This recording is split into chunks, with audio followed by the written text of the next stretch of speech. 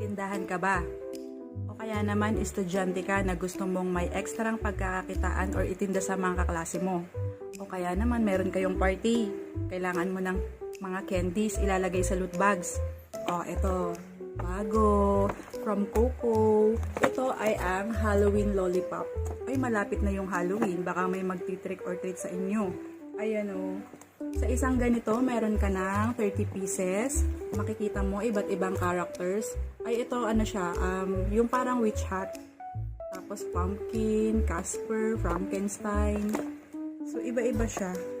1, 2, 3, 4, 5, 6. Ayan o. O, diba? Bago mag-Halloween, magtinda ka na para maano yung mga bata sa inyo, para manibago sila. Mabago silang paninda. Tapos, kung ayaw mo nun, eto. Coco fruit shaped lollipop. Siyempre, hugis prutas.